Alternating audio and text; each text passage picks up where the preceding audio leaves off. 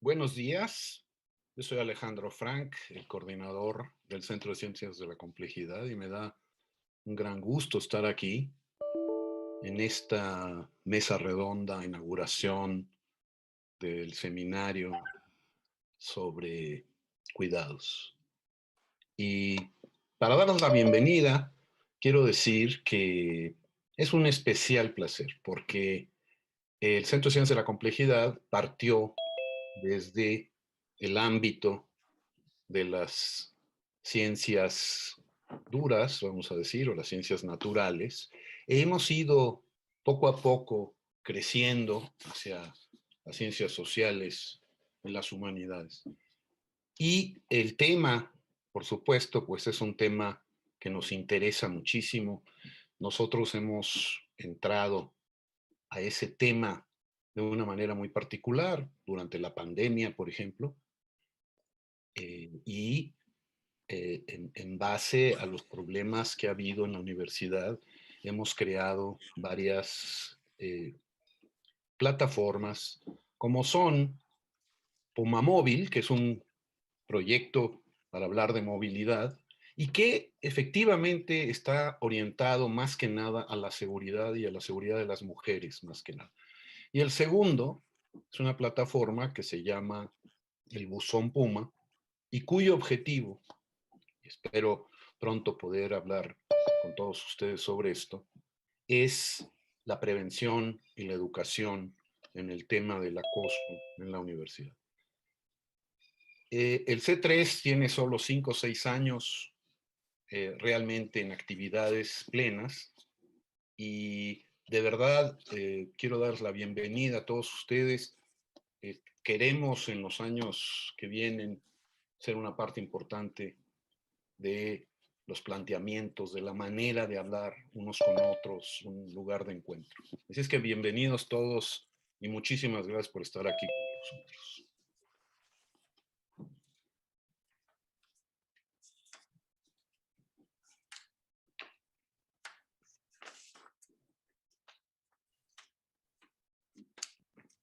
Gracias, Alejandro. Buenos días. Buenos días a todos.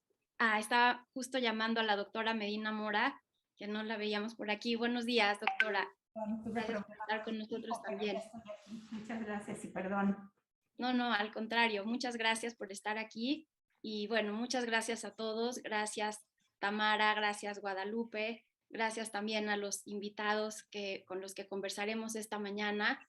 Y pues yo querría darle primero la palabra a la doctora Guadalupe Valencia, coordinadora de Humanidades de la Universidad, que nos acompaña esta mañana. Con mucho gusto, muchísimas gracias. Muchas gracias, Alejandro, por la anfitrionía en este inicio del seminario sobre cuidados. Saludo con mucho afecto a todos los que están aquí ahora en esta sala de Zoom y también a quienes están siguiendo el evento por YouTube y por redes sociales. Y bueno, me parece no solo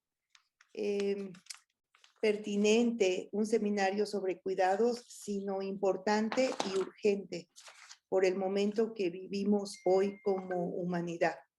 Y estuve anoche pensando qué podría decir sobre los cuidados y hay muchos trabajos que han estudiado ya el tema, pero no necesariamente desde la perspectiva que la quiere enfocar nuestra colega, la doctora Estela Rosselló, quien ha sido la creadora intelectual y material porque ha posibilitado este inicio de este importante seminario. Creo que ella va más allá de las tareas de cuidado que tanto interesan y también están estudiando desde la perspectiva de género colegas feministas como María Ángeles Durán en España y otras muchas en nuestro país, sino que quiere, porque así creo que lo puedo interpretar por las charlas que hemos tenido, quiere hincar el diente más allá de solo esta problemática de las tareas de cuidado femeninas para hablar de las necesidades del cuidado como una disposición subjetiva, mental, emocional, afectiva intelectual que nos permita sobrevivir como especie, que nos permita llevar una cotidianidad mejor, más bella, más buena, pero también que nos permita sobrevivir como especie. Porque toca, creo, en su perspectiva y en sus intereses, la doctora Rosselló, el tema mismo de la otredad que hoy nos es tan necesaria. Si algo nos ha mostrado o nos deja de lección la pandemia COVID, esta tragedia colectiva, mundial, global, es que sin otredad, sin capacidad de respuesta colectiva, estamos perdidos. El uso del tapabocas, el acceder de buena gana a la vacuna, cualquiera que ésta sea, son en el fondo actos de responsabilidad con el otro, de responsabilidad conmigo mismo y con los demás. Desde luego me estoy protegiendo y estoy protegiendo a quienes me rodean y nos estamos protegiendo como sociedades mundiales, como acciones de protección, cuidado mutuo, de cuidado comunitario, de cuidado colectivo. Bien lo decía el gran poeta Machado para hablar de la otredad, y que hoy lo podemos recordar en toda la profundidad de su poesía. El ojo que ves no es ojo porque tú lo veas, es ojo porque te ve, nos recuerda. Y traigo la cita de otro autor que viene a cuento en esta ocasión, que es Franz Hinkelammert, un sociólogo alemán, radicado en Costa Rica hace muchos años, quien tiene una frase que me parece que también va al fondo del asunto de los cuidados. Yo soy solamente si tú eres. Un autor interpreta así la frase de Hinkelammert. Dice que llama la atención sobre la traducción del mandato ama a tu prójimo como a ti mismo que propusieron Rosenbach, Buber y Levinas, tres grandes pensadores judíos del siglo XX, por una frase que la recompone o una manera de parafrasearla que dice, ama a tu prójimo, tú mismo eres él. Y este amor al prójimo es lo que tú mismo eres. Esto es la conversión del tradicional y consabido amor al prójimo judío-cristiano en un criterio irracional para la acción. Un criterio capaz de enfrentar la irracionalidad del sistema que nos está llevando a la muerte.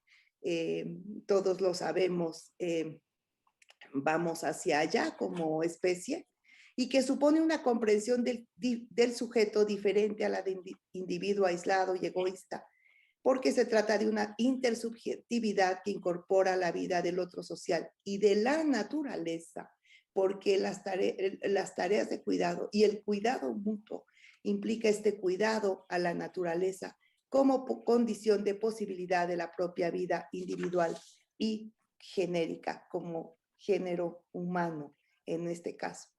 En ese sentido, creo que la profundidad de los temas que desde aquí se pueden tratar, debatir, discutir, pero sobre todo, porque esa es la intención de Estela Rosselló, convertir en acciones, en prácticas eficaces, pues me parece, como decía al principio, una tarea urgente que aplaudo y que felicito al C3, felicito a Alejandro Frank por darle cabida, y desde luego a Estela por organizarlo, y a todos quienes van a participar en esta primera mesa de arranque. Espero no haberme tomado demasiado tiempo. Muchísimas gracias.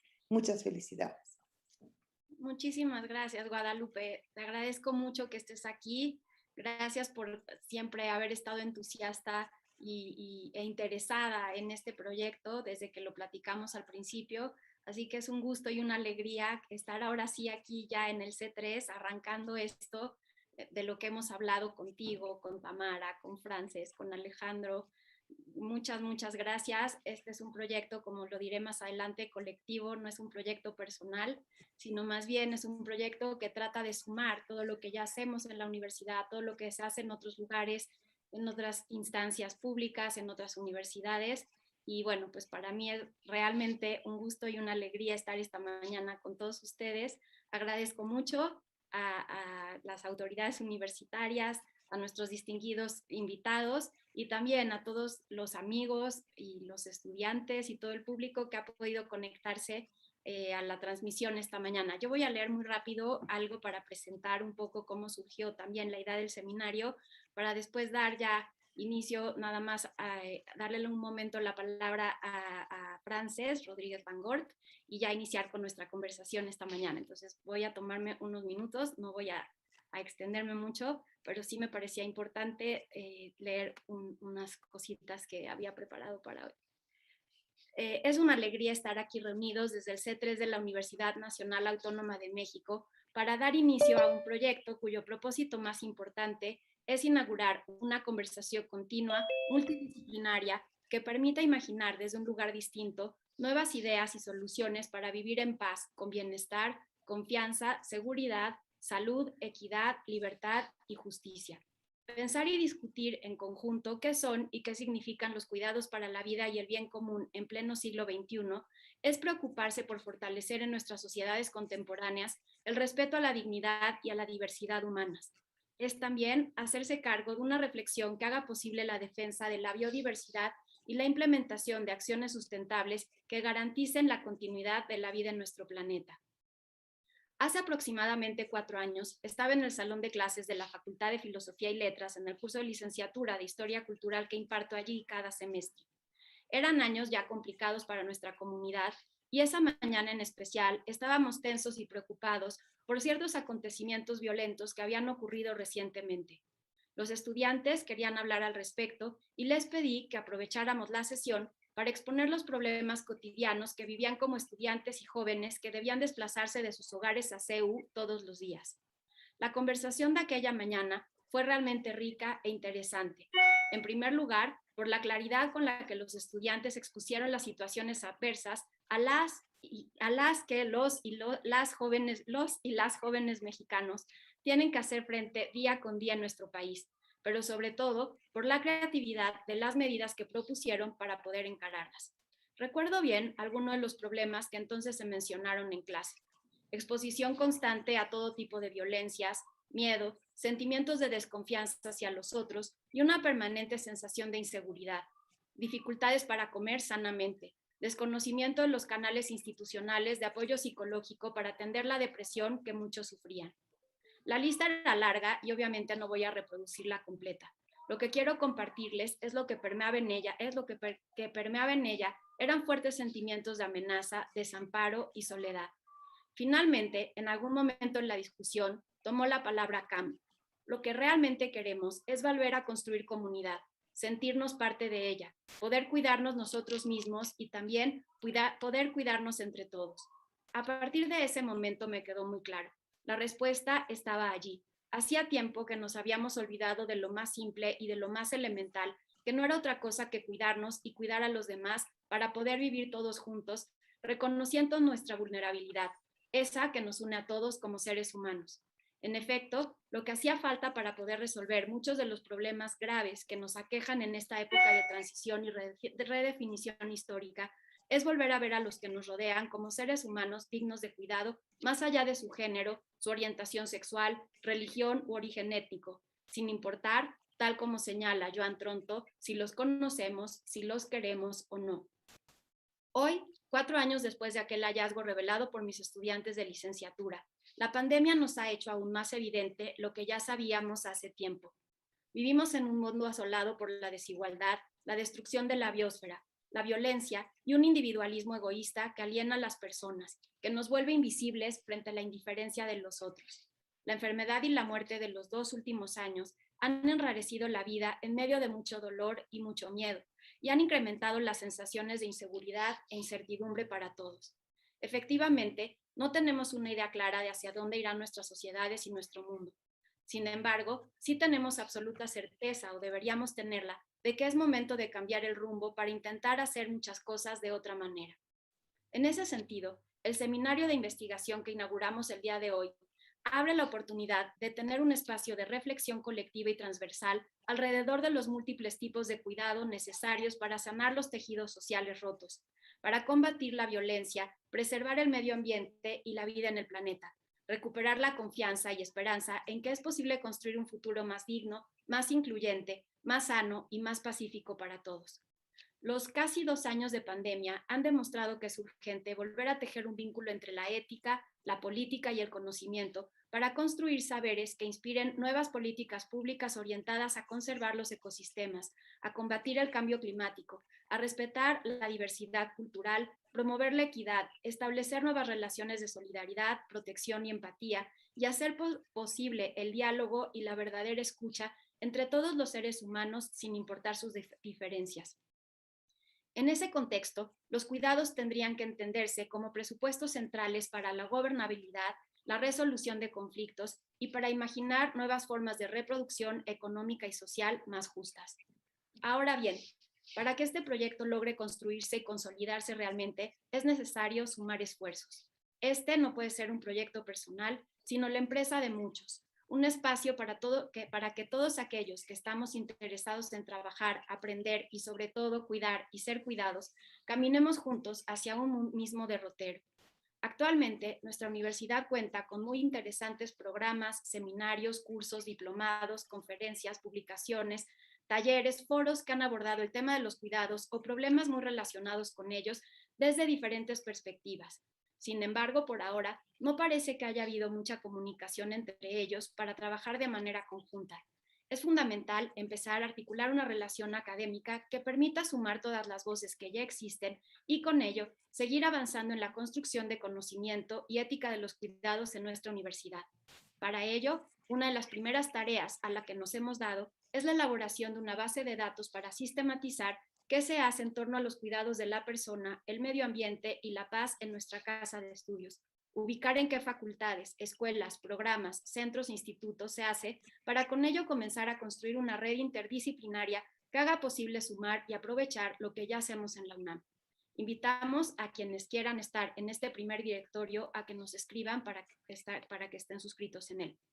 Es decir, el Seminario de los Cuidados para la Vida y el Bien Común tiene entre sus fines orquestar un diálogo universitario, multidisciplinario y transversal que haga posible sumar voces y hacer escuchar distintas ideas, reflexiones, perspectivas y propuestas académicas para conversar y tender vínculos no solamente entre nosotros, sino también con otras universidades del país y del mundo, así como con múltiples instancias públicas y privadas interesadas en construir conocimiento, cultura y ética del cuidado. La propuesta del seminario es alejarnos del conocimiento atomizado. También incorporar, como decía hace un momento Guadalupe, la importancia de la subjetividad y de la ética en nuestras reflexiones académicas para encontrar y construir un saber multidisciplinario que nos permita comprender mejor la relación entre la vida en sociedad y los vínculos de los seres humanos con el medio ambiente. Ya mismo, en esta inauguración, el seminario cuenta con un equipo en ciernes, conformado por personas de muy distintas generaciones, intereses, disciplinas, orígenes y profesiones. Quiero agradecer muy especialmente a todas y todos los que de alguna manera u otra son miembros fundadores del seminario, pues esto que celebramos el día de hoy habría sido imposible sin su trabajo, ideas, reflexiones y entusiasmo. En primer lugar, mencionar a Lourdes Jiménez Brito, del CIDE, y a Hugo García Marín de la Facultad de Ciencias Políticas, quienes han sido pieza clave en la organización de este espacio y de la ceremonia del día de hoy.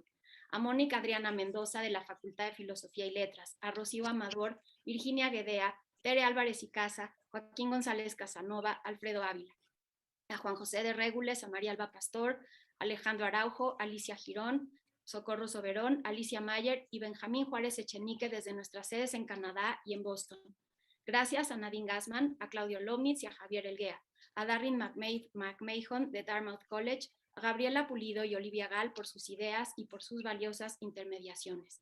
Además, quiero agradecer muy especialmente a Ana Leonor Rivera, secretaria académica del Centro de Ciencias de la Complejidad, por todo el apoyo que nos ha brindado para poder poner esta primera piedra, a Patricia Peña por el diseño de nuestro hermoso cartel de difusión y a Onyx Acevedo por el de nuestro logo. Gracias también a Angélica Camacho y a Marisol Cruz Guerrero, estudiantes de servicio social que están ayudando con la base de datos, y a Oscar y Esperanza por el trabajo técnico que hoy hace posible esta transmisión en vivo desde el C3.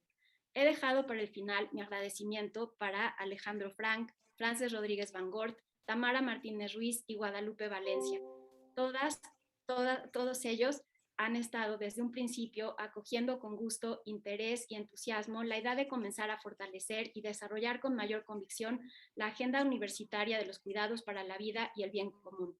Al doctor Enrique Graue, rector de nuestra Universidad Nacional Autónoma de México, no me queda sino agradecer la generosidad para escuchar la propuesta de emprender este proyecto, así como su apoyo y la confianza que ha puesto en él para hacerlo posible. Solo para concluir, actualmente el tema de los cuidados es uno de los temas estratégicos de la Agenda 2030 de Naciones Unidas.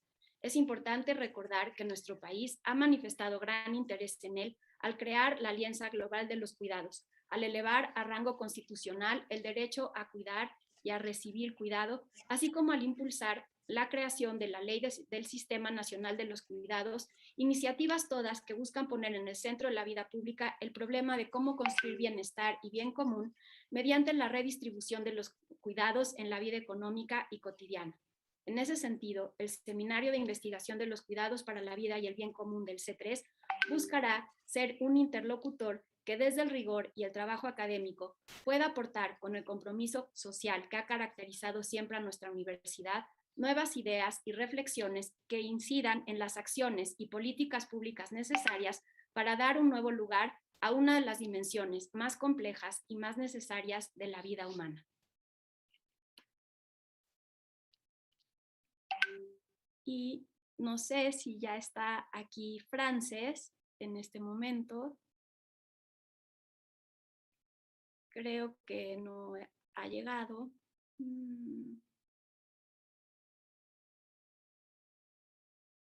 Pues si no, podemos esperar a que venga en algún momento y quizá al final del conversatorio ella iba a anunciar algo importante para caminar también juntos con la facultad, desde la Facultad de Filosofía y Letras, en conjunto con el seminario del C3, pero si no, podemos ya empezar nuestra conversación, que en realidad es lo que nos tiene reunidos aquí esta mañana. Y pues para mí es un gusto y un honor y agradezco muchísimo a nuestros panelistas de esta mañana por estar aquí, por haberse sumado a esta mesa de conversación para empezar este diálogo que estoy segura dará muchos frutos a partir de ahora. Me da muchísimo gusto estar con todos ustedes y si quieren lo que podemos hacer es cerrar las cámaras para dejar solamente a aquellos que van a participar en la mesa y darles ya la palabra. Nos acompañan, rápidamente voy a presentar a nuestros invitados de esta mañana. Antonio Azuela, que es profesor en los posgrados de urbanismo en la Facultad de Ciencias Políticas y Ciencias Sociales de la UNAM. Y Toño, nos habías dicho que te avisáramos cuando era momento de prender la cámara. Si quieres ya la podemos prender ahora. Muchas gracias. Gracias por estar aquí, de verdad. También está Marta Clara Ferreira, que es directora general de la Política Nacional de Igualdad y Derechos de las Mujeres de INMUJERES. Muchas gracias, Marta, también. Pedro Álvarez y Casa, asesor ambiental independiente de Naciones Unidas, especialista en conservación, política y gestión social ambiental. Buenos días, Pedro.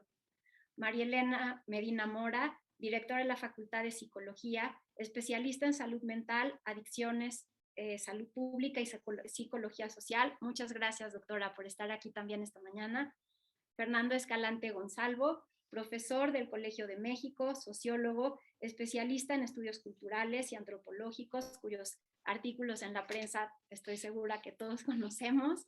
Muchas gracias por estar aquí, Fernando. Y Laura Pautasi, de la Universidad de Buenos Aires, especialista en Derecho Social y Políticas Públicas, cuyas investigaciones plantean reflexiones sobre bienestar, derechos humanos y ciudadanos, y es consultora también de organizaciones internacionales de Naciones Unidas.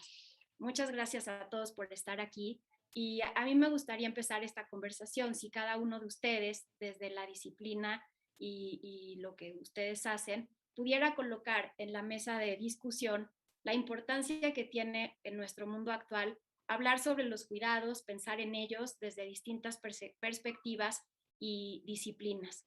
Entonces podemos hacer una primera ronda para empezar la conversación y si quieren después, a partir de lo que se haya planteado en la mesa, podemos hacer una segunda ronda también para conversar sobre el tema. Entonces doy la palabra primero a Antonio Azuela, a quien agradezco mucho que esté aquí esta mañana. Bueno, muy buenos días. ¿Se escucha bien? Sí, muy bien. Bueno, he estado dudando si agradecer o no, como se acostumbra, el haber sido incluido en esta conversación. Para nada soy un experto y la doctora Rosselló me pone en un problema muy serio, pero debo iniciar. Felicitar a Estela, la doctora Rosselló, por esta iniciativa, el esfuerzo que ha hecho de moverse en la complejidad de nuestra universidad y llegar a este momento es enorme y me da muchísimo gusto, primero que nada, decir que es una fiesta. Sí me siento muy honrado, aunque muy comprometido. No aspiro a decir nada realmente original, sino a insistir en la necesidad de hacernos preguntas. En este momento del seminario, creo que, y por algún tiempo, me parece que la tarea prioritaria va a ser la de formular las preguntas que vamos a elegir o que tiene que elegir esta comunidad, estas conjunto de colegas que estamos discutiendo esta cuestión como preocupaciones comunes. El tema, la palabra cuidado irrumpe como una cuestión de la que hay que ocuparse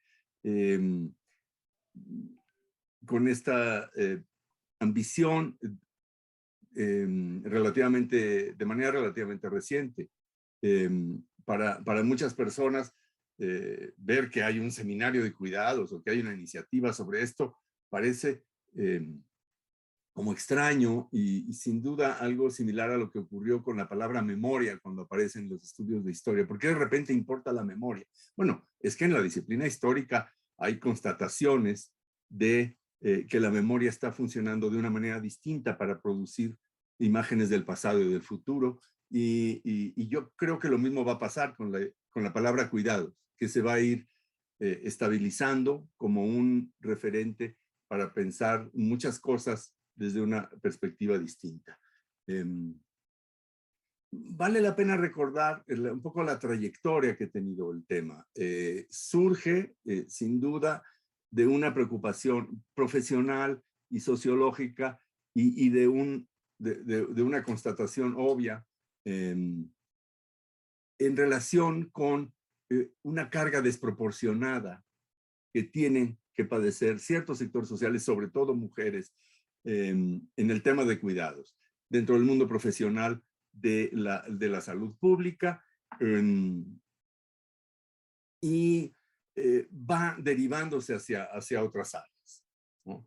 Evidentemente que su impulso más importante viene de la mirada de género y estoy seguro de que esa mirada va a estar ahí. Probablemente uno de los retos más importantes sea ir más allá de la mirada de género sin abandonar esos implícitos que quedan. Me parece que el tema de género no es algo que se supere en algún momento, en donde digamos ya la agenda está superada y nos volvemos a pensar los problemas de la humanidad. No, la mirada de género queda y no hay que esperar a que en algún momento quede superada. Pero sí hay que ir más allá, ¿no? Y creo que la doctora Rosselló lo tiene bastante claro. Y hay que ir más allá porque la preocupación por los cuidados está también orientada a la cuestión ambiental. Y vale la pena reflexionar cómo evolucionó la palabra cuidado en la cuestión ambiental, que se ha vuelto un saber especializado, un saber experto como cualquier otro, y en donde se han perdido algunas cosas del impulso original. Si uno ve los documentos internacionales, la legislación, si uno examina el discurso ambiental, la palabra cuidado aparece desde un principio como parte central de todas las oraciones. Y hablamos de cuidar el medio ambiente, pero la palabra cuidado como que no suscitó ninguna preocupación. Hubo en las últimas 4 décadas una discusión interminable sobre conceptos que iban apareciendo y que organizaban las discusiones. Aparece sustentabilidad y con esa aparición toda una discusión de qué es lo sustentable. Aparece resiliencia y toda una discusión. Es decir, discusiones expertas en torno a temas emergentes. Y la palabra cuidado seguía ahí arrinconada en el discurso ambiental. Yo creo que volver a preguntarse qué significa cuidar en el contexto del tema ambiental significa recuperar la dimensión subjetiva de nuestra relación con el medio ambiente. Y sobre todo a quienes tenemos una propensión pragmática, que nos preocupan más los resultados observables que las grandes revisiones de la mirada de lo que somos y de lo que podemos ser, es una interpelación muy fuerte. No es trivial y es difícil. Y hablo desde la posición de quienes estamos obsesionados por avances observables en el tema ambiental y que no nos importa tanto la disposición visionaria de repensar el mundo. Creo que volver a pensar la palabra cuidado es una manera de recuperar la subjetividad y es una manera de darle un giro a eso que llamamos la cuestión ambiental.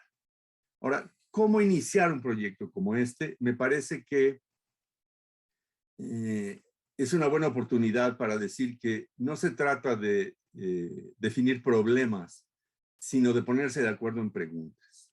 Y aprovecho la ocasión para expresar mi inconformidad con la obsesión de que estamos aquí para estudiar los grandes problemas nacionales, ¿no? Y recientemente se nos ha metido en una discusión un poco incómoda de cómo justificamos nuestra existencia. Y creo que más que problemas, estamos aquí para hacernos cargo de preguntas. Yo creo que la selección de las preguntas es el punto de partida para que cualquier debate tome una dirección u otra, y es probable que el catálogo de preguntas sea tan amplio que sea ya una fuente de complejidad. Si estamos en el centro de ciencias de la complejidad, lo primero que tenemos que preguntarnos es ¿de qué complejidad estamos hablando cuando tratamos de armar el catálogo de preguntas sobre qué significa cuidarnos?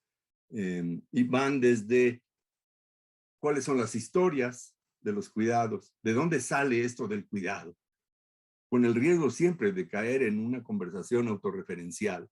Pero creo que debemos preguntarnos de dónde salió, por qué estamos preocupados por el cuidado, cuáles son las implicaciones actuales de hacernos cargo de esto. Y creo que hace falta hacer un recorrido por las disciplinas, porque proclamar la naturaleza interdisciplinaria de cualquier tema hace 40, 50 años, todavía existía la fantasía de que podíamos olvidarnos de las disciplinas gracias a la interdisciplina. La persistencia de las disciplinas como fuente de conocimiento es un hecho del que tenemos que hacernos cargo. Y lo que tenemos que hacer es recorrer las disciplinas para hacer la interdisciplina.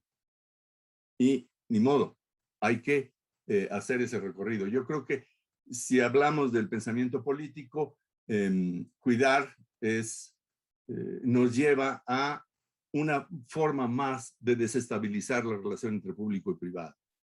Porque si hay un asunto público del que nos sentimos obligados a ocuparnos como colectividad, eso es, digamos, una de las primeras maneras en que el concepto de cuidado interpela a una disciplina.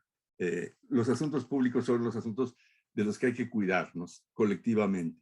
Y aquí tenemos una vez más esa subversión muy, muy sana, muy refrescante que los estudios de género han traído a la distinción entre público y privado. Cuando un asunto de la subjetividad, de las relaciones interpersonales, se vuelve un asunto público, es, digamos, parte de la agenda. Como dije, en el caso de los estudios ambientales, como área del conocimiento, el tema del cuidado nos lleva a volver a la subjetividad. Para la disciplina sociológica, yo creo que esto no es trivial. Probablemente el tema del cuidado sea una manera de problematizar el concepto de solidaridad.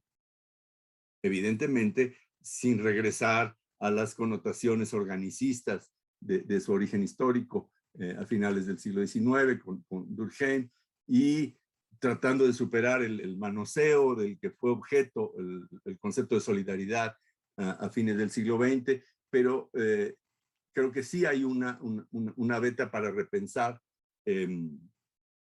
la idea de solidaridad social a partir del concepto de cuidado. Sin embargo, en la disciplina donde se observa de manera más intensa la irrupción de la idea de cuidado es en la filosofía y en particular en la ética. Yo creo que cualquier revisión, por superficial que hagamos, nos lleva a que es ahí, en el tema de la ética, en el campo de la ética donde se está dando. ¿Y cómo ocurre esta irrupción? A mí me da la impresión, y quiero poner esto en la mesa como un atrevimiento de mi parte, que lo que hace el concepto de cuidado es problematizar la idea de la autonomía del sujeto que se ha impuesto en las últimas décadas. Si uno escucha el discurso de las ONGs, que no hay duda que ha tenido una presencia inusitada en el espacio público a diferentes escalas en el mundo de hoy, y si uno escucha el lenguaje de los derechos, y uno piensa el tipo de sujeto que se está entronizando, la idea de autonomía es central. El sujeto autónomo, empoderado con derechos, es la imagen dominante de la ética pública de nuestro tiempo. Estoy diciendo una cosa groseramente simplificada, pero me parece que esa idea de autonomía del sujeto empoderado tiene connotaciones muy fuertes en donde es un sujeto fuerte, es un sujeto autosuficiente.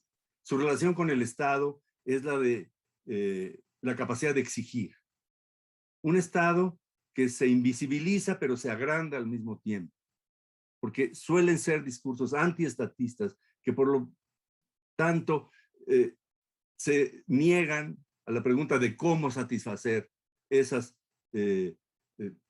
necesidades derivadas de la dignidad humana a través de los derechos, pero al mismo tiempo demandan estados extraordinariamente poderosos para satisfacer todas esas expectativas. El sujeto autónomo del discurso de las ONGs y de buena parte del discurso del lenguaje de los derechos es un sujeto autosuficiente. Es un sujeto que se define a sí mismo. Y lo que nos dice el tema de los cuidados es que todos los sujetos necesitamos cuidar. Todos somos, no quiero usar la palabra huérfanos, porque eso puede llevarnos a connotaciones muy feas, pero creo que es una redefinición del sujeto que pone en duda la manera como se manipula la idea de autonomía en el discurso dominante de las ONGs y del lenguaje de los derechos. A mí me parece que es la pregunta más inquietante, que se da en el campo de la ética y que después tenemos el reto de volver a otras disciplinas sociales, ¿no? Insisto, creo que la interdisciplina sigue siendo una interacción entre disciplinas, no porque a mí me guste que sea así, sino porque yo constato que ellas, las disciplinas, están vivas y bien y siguen siendo fuente de conocimiento. En particular, la ética va a ser un campo en donde la reflexión sobre el cuidado va a irradiar sobre el resto de los campos del conocimiento. Bueno, yo creo que ya me pasé mis 10 minutos, lo siento mucho, es lo que se me ocurre decir, y al final sí estoy agradecido por No, estar invitado aquí, porque se trata de un tema apasionante y estar en la compañía de todos ustedes y todas ustedes es muy estimulante. Gracias, Estela. al contrario, Toño, te agradezco muchísimo por esta introducción que nos has dado y que sin duda nos deja a todos pensando en preguntas y en reflexiones que son las que hay que retomar. Como tú dices, son muchas las preguntas de las que hay que partir en este primer momento del proyecto que estamos arrancando juntos. Muchísimas gracias. Voy a dar ahora la palabra a Marta Ferreira. Buenos Bueno, días. buenos días a todas, a todos. Yo lamentablemente voy a dar un giro. No voy a poder continuar en el tono que estaba hablando el doctor Azuela, entonces, pero voy a mi campo, que es el de la política pública, Estela. Sí. Tú hiciste una pregunta muy concreta, entonces yo voy a ajustar un poco los 10 minutos, el texto que tenía preparado, pero para poder contestar a tu pregunta. O sea, pensar en cómo deben organizarse los cuidados desde una perspectiva de género, derechos y justicia no es un simple ejercicio de ingeniería social, aunque pueda parecerlo.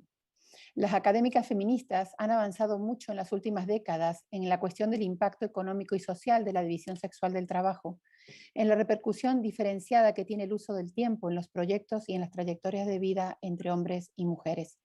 Las feministas marxistas como María Jesús Izquierdo y entre otras han desarrollado conceptos importantísimos para sustentar la apropiación por parte de los hombres de las horas que las mujeres acumulan y que ellos han usado históricamente para la creación, el ocio, el trabajo remunerado, el estudio, la participación política, social, comunitaria y el desarrollo de sus propios proyectos de vida, además de otros, por supuesto. Nada de esto sucede en el territorio de lo individual, aunque se narre a través de experiencias y anécdotas que así lo muestran. Llegar a la propuesta de un sistema nacional de cuidados, que es lo que voy a platicarles, es fruto del conocimiento de muchas buenas prácticas desarrolladas en otros países y muchas décadas de estudio del tema de los cuidados, de la economía de los cuidados, de los derechos alrededor de los cuidados, que lleva más de 30 años desarrollándose. Países con culturas diferentes, estructuras económicas, financieras disímiles, que como sucede, por ejemplo, en los países nórdicos, llevan aplicando políticas sociales más de 80 años, bajo modelos que responden a otros principios impensables o inimitables para nosotros.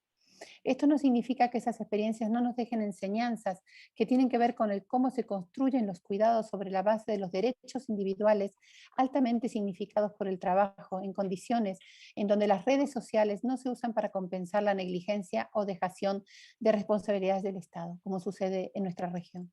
El modelo del Sistema Nacional de Cuidados que nosotros estamos proponiendo y que voy a pasar a platicarles en los próximos minutos, proviene del que desarrolló Uruguay.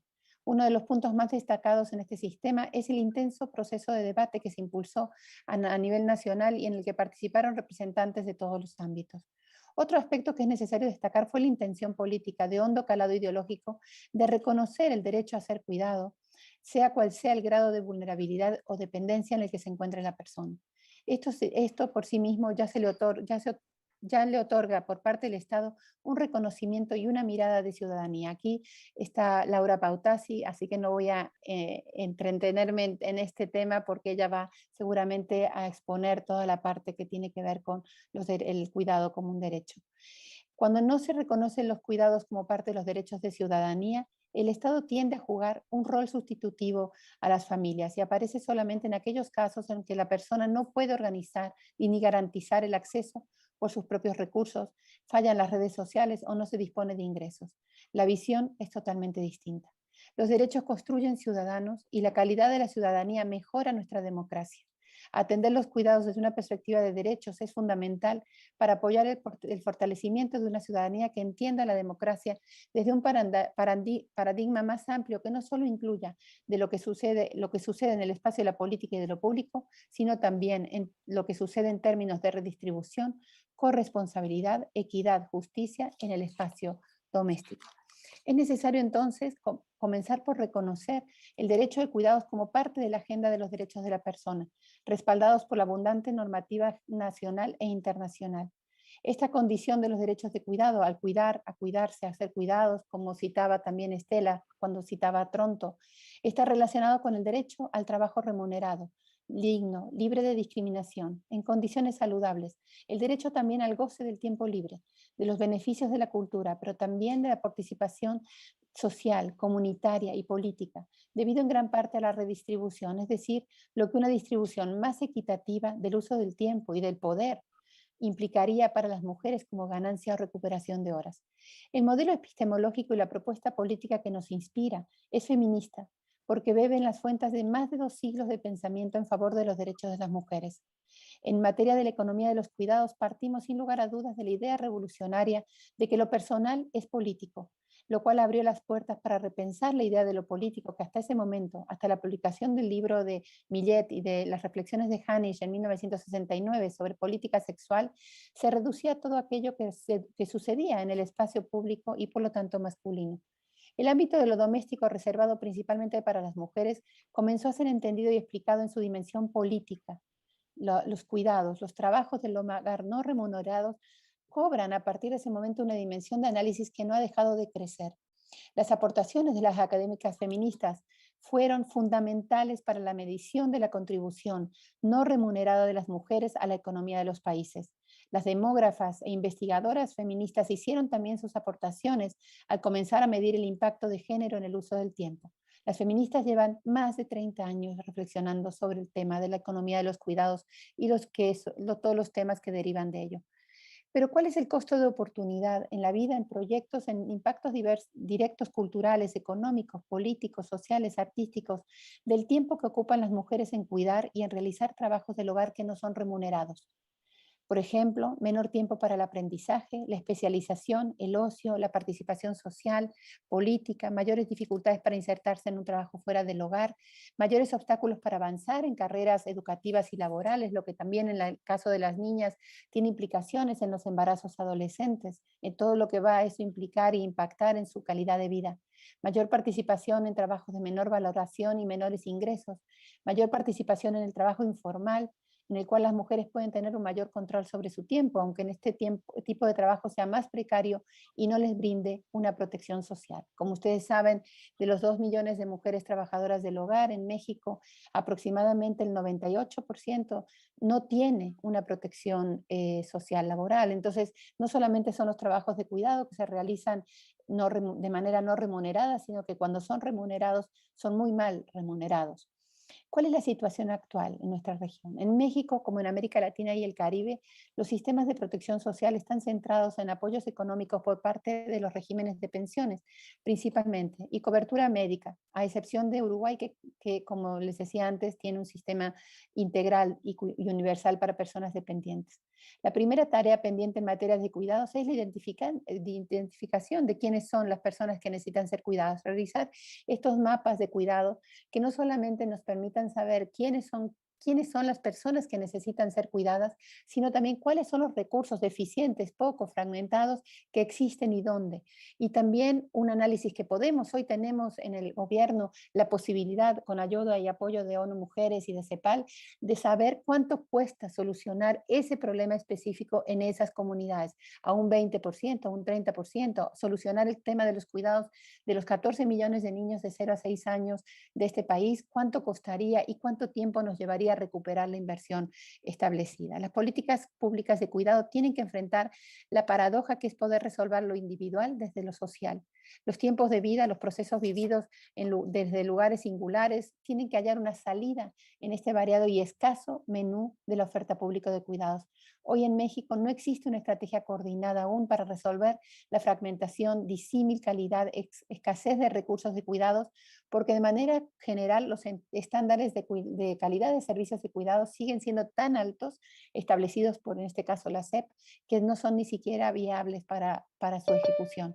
Se duplican recursos humanos como materiales, se multiplican recursos, necesidades que no se pueden resolver. Los gobiernos estatales y locales podrían jugar un papel muy interesante y muy importante, sin embargo, hoy en día es marginal.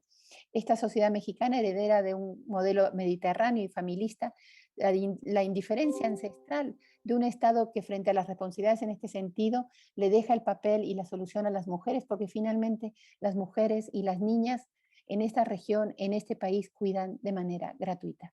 Entonces, ¿por qué dedicar recursos? ¿Por qué dedicar cabeza, mente, tiempo para resolver un problema que hoy en día sigue siendo y sigue estando sobre las espaldas, los cuerpos y los tiempos de las mujeres y de las niñas de este país? O sea, yo siempre trato de hacer hincapié en el tema de las niñas, porque las niñas apenas se pueden poner de pie y apenas pueden tener algo en las manos, hacen las tortillas, cuidan a los hermanos, cuidan a las hermanas, ponen la mesa, trabajan en el hogar y la madre trata de resolver pues la carga de cuidados a través de ello. Entonces ellas también van viviendo y van aprendiendo también este mandato cultural que es que se tienen que ocupar de las tareas del hogar, no solamente de las tareas del hogar, sino también de los cuidados. Entonces, esta propuesta de un sistema de cuidados tiene como propósito reunir en un solo modelo varios objetivos, organizar quién va a cuidar, cómo y dónde, pero también pensar en la otra cara del problema, que es la falta de empleo de las mujeres y cuando existe, en qué condiciones trabajan las mujeres, porque ustedes saben que México tiene el nivel más bajo de formalidad de las mujeres, de incorporación de las mujeres al trabajo formal y el más alto en la informalidad. Eso de lo que nos está hablando es un problema de que no tenemos las mujeres del país no tienen cómo resolver la carga de cuidados, cómo distribuir esa carga de cuidados, y entonces van posponiendo sus propios intereses y sus propias necesidades para resolver las necesidades y los intereses de los demás, que en realidad en general pues son hombres. Es decir, pensar en una propuesta que aligerará las cargas de cuidado y liberará el tiempo de las mujeres. Esa es nuestra visión de la ley de cuidados que mencionaba Estela. Esa es la reforma constitucional al cuarto constitucional sobre el derecho a cuidar y al derecho a ser cuidados y al derecho al uso del tiempo, que tiene que ver con un modelo de sistema de cuidados que no es un modelo sanitario, que no es un modelo salubrista, es un modelo pensado en la liberación del tiempo de las mujeres. Entonces, nosotros pensamos en un modelo dual, voy a pasar a platicarlo mejor sin leer, porque si no, no me va a dar tiempo para terminar y dejar a las colegas. Este modelo es un modelo que nosotros llamamos dual, porque tiene dos patas, que en realidad son tres. Solo en México puede pasar que los modelos dual tengan tres patas, pero este es así. El modelo del sistema de cuidados piensa, por un lado, en todo lo que es la reducción de la carga de cuidados de las mujeres, la redistribución de esa carga de cuidados y el reconocimiento del valor de los cuidados. Por otro lado, en otra de las patas, está pensado para reactivar la incorporación de las mujeres al espacio laboral, para redescubrir esos mercados laborales que no están en este momento siendo utilizados por las mujeres, son los mejores mercados ocultos, ver cómo podemos hacer para que México tenga por lo menos la incorporación de las mujeres al mercado laboral que tiene Perú, lo que implicaría, como decía el anterior secretario de Hacienda, 8 millones de mujeres más en el mundo laboral. Y el tercer paso, la tercer pata, que es una pata muy importante para las mujeres de este país, que es la construcción de la paz y la pacificación de las relaciones de género, de las relaciones en las familias. Nosotros sabemos, porque hay mucha investigación en el CRIM, el doctor... la doctora Cacique nos ha hecho muchísima investigación sobre cómo está relacionada las nuevas masculinidades, las masculinidades inclusivas, las masculinidades que tienden a compartir las tareas del hogar, cómo está relacionado eso con un descenso de la violencia en los hogares. Entonces nosotras apostamos también en esta hipótesis de que un sistema de cuidados y una reducción de la carga y de la tensión en los hogares, de la tensión social producida por la división sexual del trabajo, va a producir también una recuperación de este lazo social, no solamente en las familias, sino también en las comunidades y en el espacio público. Entonces voy a dejarlo ahí porque creo que esto es como la mayor contribución que yo tenía para hacer hoy. Estela, muchísimas gracias por esta invitación, a todas las autoridades de la UNAM que están aquí, a mis colegas académicas también.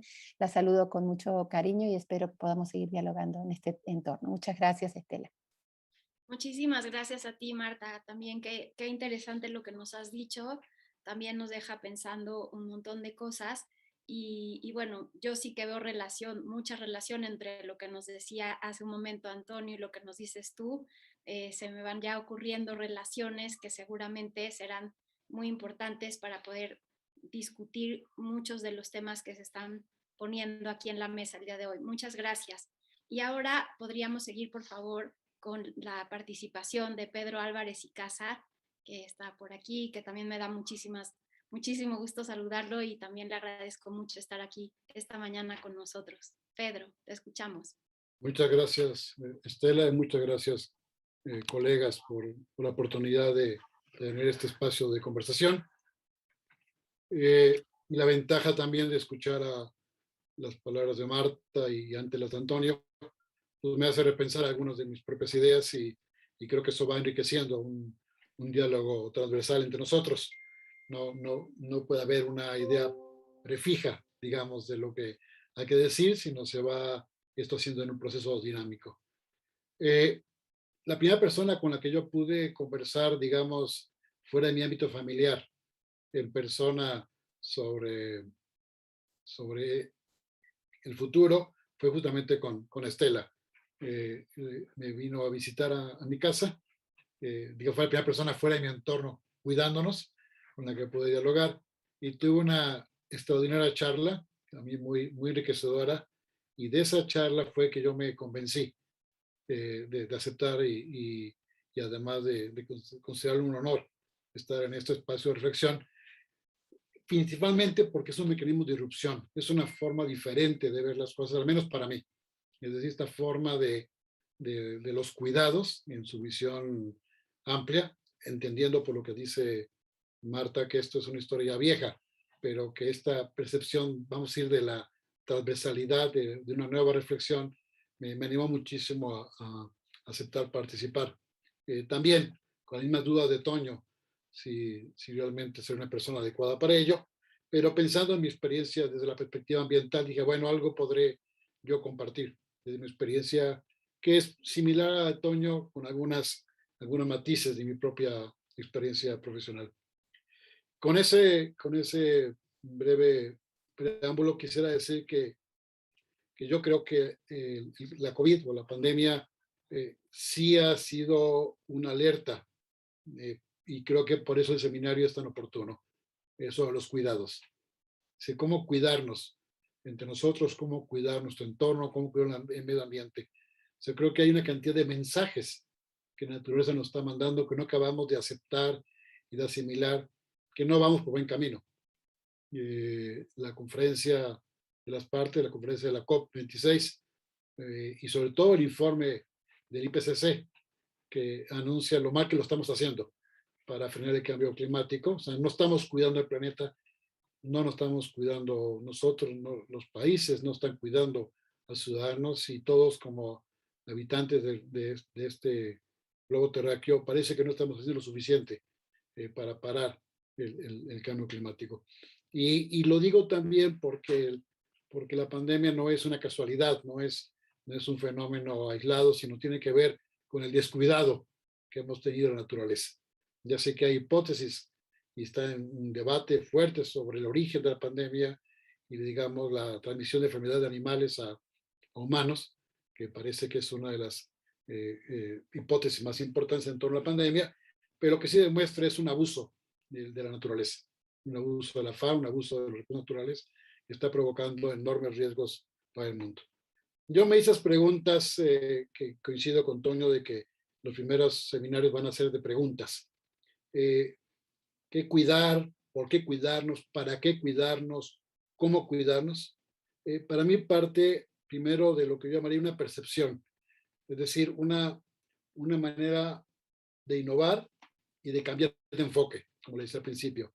O sea, ¿cuál era mi percepción? ¿Cuál es nuestra percepción? Y me refiero a una perspectiva epistemológica, que será preguntas recurrentes en un tratamiento oncológico, de tal manera que podamos revisar desde vernos a los ojos, desde de mirar con profundidad lo que yo escucho, lo que ustedes dicen, o cuando yo interactúo con alguien, si realmente estoy escuchando y percibiendo lo que me dice, mirando a los ojos, mirando el corazón, vinculándome con lo que me están diciendo. Es decir, qué tanto me comprometo en los cuidados de la persona con la que interactúo o de las observaciones que tengo de la naturaleza, el cuidarnos. Y hago un paréntesis porque ahora que escucho yo a Marta me hizo mucha resonancia lo que dice, y yo creo que los hombres debemos ser mucho más cuidadosos. Somos bastante descuidados en nuestras relaciones, nuestra relación con nuestro entorno inmediato, con la naturaleza. Pero no basta ser más cuidadosos, creo que tenemos que ser más responsables. Y creo que esa es parte de los aprendizajes que ustedes nos han obligado a cambiar radicalmente. Digamos, han plantado la agenda que nosotros habíamos captado, y creo que tenemos que buscar un mejor diálogo en este esfuerzo de los cuidados. Cierro el paréntesis. Tuve la fortuna de estar casi todo el año pasado en un pueblo pequeño en todo México, y me acordé un poco de Piaget cuando estudiaba en sus hijos en la evolución del pensamiento infantil. Y yo lo que hice fue tratar de entender qué estaba pasando, qué mensajes estaba transmitiendo la naturaleza y qué estaba pasando con la sociedad local con la que yo convivía. Fue un regreso a lo local, venía la combinación de los migrantes que han sido en oleadas de migrantes que son regresados a sus países, a sus regiones, y entonces empecé a ver cómo se volvía a habitar el espacio local en el que yo estaba. Todos los días había oleadas de vendedores de fruta, de quesos, de tamales, de tortillas, todos los días, y también cómo la economía local se estaba reactivando de manera diferente, es decir, había como un regreso a lo pequeño, es decir, un regreso a la convivencia entre lo local, y me dio mucho la atención. Y observé también que había más animales, había más aves, la gente estaba yendo al bosque a recoger leña, dejando de usar el gas doméstico, que cada vez está más caro. Había como un regreso a otros mecanismos de cuidarnos de manera diferente.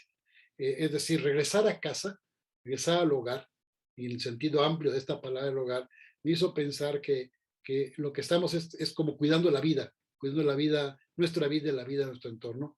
Y yo dije, esos son parte de los mensajes que estoy tratando de entender, y escribí un poco sobre ello en algunos seminarios, sobre lo que yo llamé los mensajes de la naturaleza y la resiliencia vinculada con este proceso. Eso me llevó entonces a darme cuenta que es muy importante en este seminario tratar de entender los nuevos paradigmas, encontrar nuevos paradigmas sobre lo local, como ya dije, pero también tratar de articular enfoques. ¿Y a qué me refiero con ello? Es decir, creo que desde la perspectiva ambiental, el cuidarnos y cuidar nuestro entorno es también una perspectiva de futuro. O sea, para mí el cuidado es una palabra plural.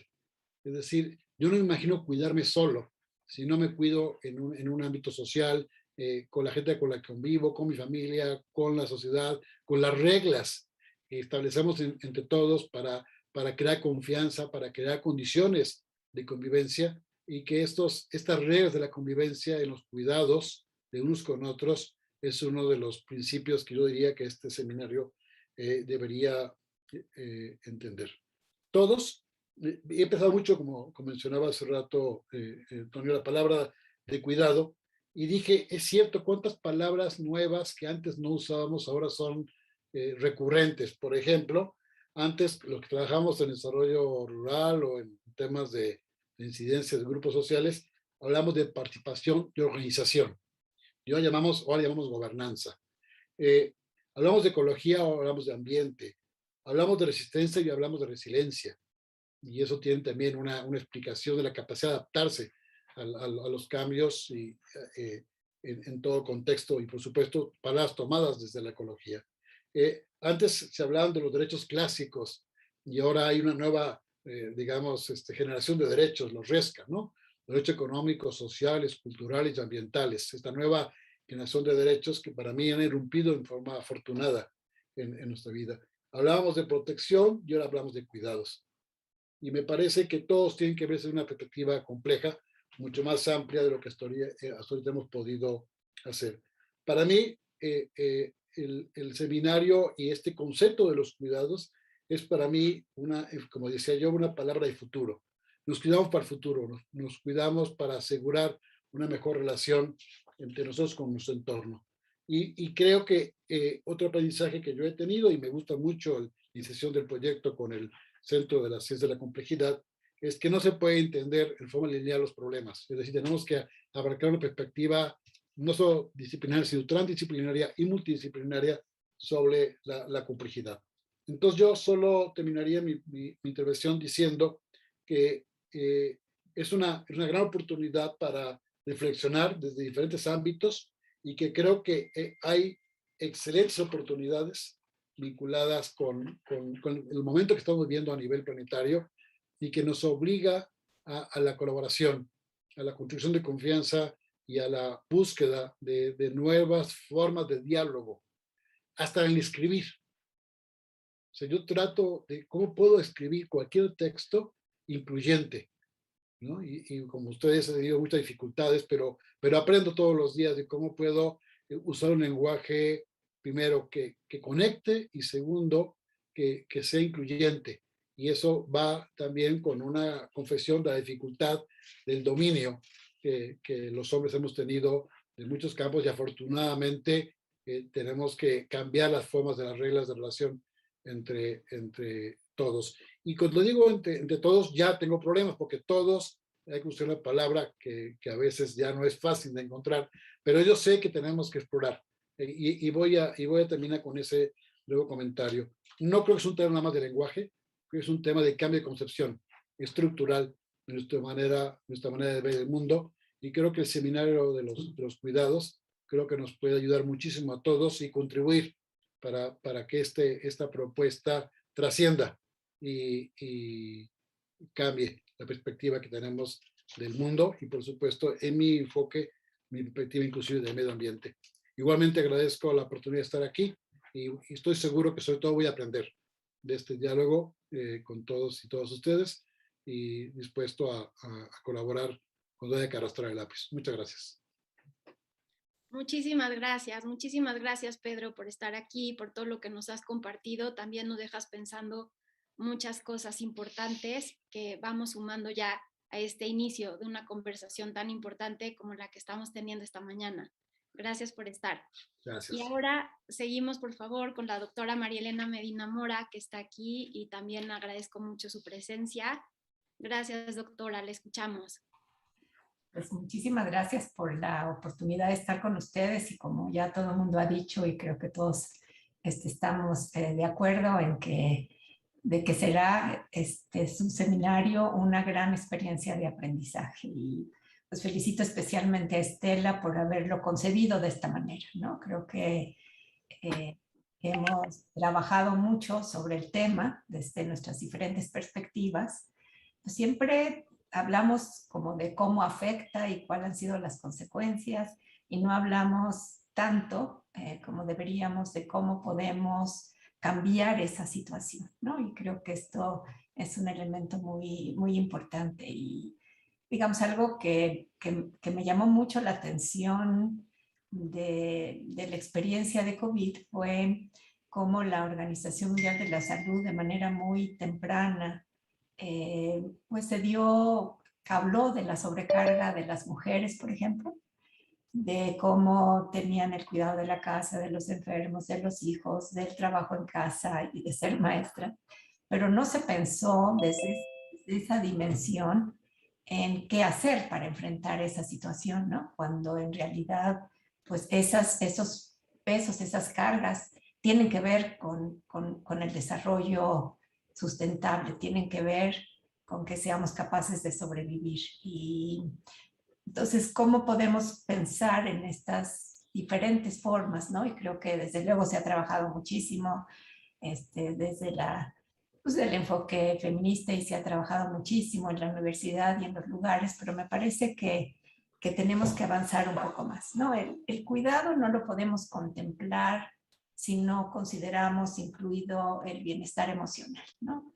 No es nada más un bienestar social, no es nada más un bienestar físico, sino también ni social, sino también un bienestar emocional. Y entonces, ¿cómo podemos incorporar este aprendizaje? Y desde esta perspectiva, sabemos que necesitamos analizar el por qué no nos cuidamos unos a otros, el por qué esta conducta ha sido más individualista que grupal, cuando sabemos que la única manera de que vamos a sobrevivir, como bien se ha dicho, es que realmente podamos cuidarnos a unos y cuidarnos entre nosotros, ¿no? Y esta nueva dimensión de un mundo que piensa diferente, que piensa en el individualismo y que piensa primero yo y que piensa en esta no colaboración, pues requiere de un análisis y de las soluciones para este cambio de perspectiva y también de conducta. Me parece que esto es muy importante. Y la segunda es que no podemos cuidar si no aprendemos a cuidarnos a nosotros mismos y a cuidar a otros. Entonces, el tema pues, que me habían pedido que pensara muy específicamente sobre la violencia, con dos preguntas muy específicas que me pusieron para reflexionar, ¿no? Que son dos preguntas realmente muy importantes. Y una es, ¿qué es el cuidado de la salud mental en un mundo violento? Y el otro es por qué es importante el tema de cuidados con miras a un mundo complejo que estamos viviendo y con miras al futuro, ¿no? Entonces, pues para empezar, tengo que hablar de lo negativo para luego retomar lo positivo, que es lo que sí podemos hacer, que es el enfoque de este seminario. Pero la primera parte es que la violencia es el principal factor de riesgo para el malestar emocional, ¿no? Digamos, lo vemos en muchos campos. Sabemos que vivimos en un mundo violento, sabemos que vivimos en un país, América tiene un papel, o sea, la mayor tasa de homicidios, por ejemplo. Tenemos toda esta violencia en la que vivimos todos los días y la violencia en la que viven los niños y los adolescentes en una etapa de su vida muy compleja que lo que va a hacer es replicar este ciclo de violencia. Y que el COVID ha traído pues un impacto mucho mayor en la salud de los niños y adolescentes. Estar en su casa les ha hecho presenciar más violencia que antes. La manera como los padres responden a la atención pues les impactan porque su cerebro está en ese momento de deshacerse de lo que ya no necesitan para prepararse para la edad adulta y son especialmente sensibles a lo que pasa en su medio ambiente y lo que ya todos sabemos del incremento de la violencia doméstica que se suma a la violencia externa, ya que significa vivir en un lugar inseguro, especialmente cuando estamos hablando de comunidades pobres, ¿no? Cómo esto se junta. Digo, es un fenómeno universal, pero se hace más patente en este ambiente inseguro en comunidades pobres, aunque la violencia doméstica no reconoce clases, ¿no? Pero este es un punto importante. Entonces, si nosotros analizamos las metas de desarrollo sostenible y vemos qué significa este futuro, pues vemos que la enfermedad mental está comprometida con prácticamente todos los determinantes. 15 de las 17 metas están relacionadas con la enfermedad mental y la violencia juega un papel muy importante, ¿no? Y tendrían que ver desde el ambiente que ahorita mencionaba Pedro también tan claramente, que es este cambio climático que nos va a llevar a mayor violencia porque va a haber menos recursos, ¿no? Y entonces, ¿de qué estamos hablando cuando hablamos de clima? También tenemos que tomar esto, las migraciones, las migraciones forzadas, las sequías, la falta de agua, todo esto está impactando el bienestar y la salud mental. Y obviamente la violencia, ¿no? Que vienen muy ligadas. Desde luego todos los aspectos de género que tienen que ver con lo que se ha estudiado y analizado, pero también con esta apropiación del espacio, por ejemplo, nocturno, donde las mujeres no, o sea, cambian sus perspectivas de trabajo, porque piensan a qué horas voy a salir, todavía hay luz, no hay luz. Y entonces no es nada más el trabajo remunerado, que obviamente es un problema grave, la falta de autonomía de la mujer, que tenemos que trabajar sobre eso, sino también esta parte de cómo poder rescatar estos ambientes seguros y cómo tenemos que ampliar pues esta perspectiva del desarrollo de las comunidades. Cómo podemos trabajar para disminuir la normalización de la violencia. Creo que en ese sentido las mujeres jóvenes han hecho un trabajo impresionante en el sentido de que nosotros, mi generación lo asumió como parte de ser mujer, pero las generaciones jóvenes nos están enseñando que hay otras maneras de relacionarnos y en fin, podríamos seguir, digamos, analizando todos los elementos en donde el cuidado está afectado, digamos, con problemas emocionales que hacen que o sea, que cómo lo afectan y cómo podemos salir adelante, ¿no? Entonces, cuando nos ponemos a pensar qué necesitamos hacer, pues ciertamente, además de analizar los aspectos específicos y probar las medidas de intervención que ayuden con esto, pues si lo vemos desde la perspectiva del desarrollo, ¿qué necesitaríamos? Pues necesitaríamos poder proteger la salud de las personas que cuidan, ¿no? Y aquí vemos ejemplos muy claros de lo que ha pasado con la pandemia, de lo que, por ejemplo, la sobrecarga sobre el personal de salud, como México es probablemente el país en donde más muertes se han ocurrido en el sistema de salud por la falta de políticas, por no considerar el medio ambiente donde trabajan las personas como un elemento de cuidado, responsabilidad no solamente del trabajador de la salud para cuidar su propia salud emocional, sino cómo las instituciones deben procurar ese cuidado que hace que se pueda cuidar la salud, ¿no? Y se enfatiza la autorresponsabilidad y no se enfatiza esta responsabilidad compartida y que se ve muy claramente cuáles son los elementos que nos ayudan en esto, pero lo mismo sería en el lugar de trabajo, como la sobrecarga y la violencia ha ocasionado depresión, porque lo que lleva la violencia principalmente es a la depresión, al intento suicidio y al estrés postraumático, y lo que ocasionan estas enfermedades es bajar la productividad. En la mujer que sufre violencia sirve para mantenerla dentro de la relación de violencia, porque la depresión hace que la mujer no pueda tomar decisiones y cambiar. Entonces, ¿cómo podemos atender eso y empoderar a la mujer para que pueda combatir estas situaciones, ¿no? Desde luego la autonomía de la mujer pues juega un papel central en todos estos elementos.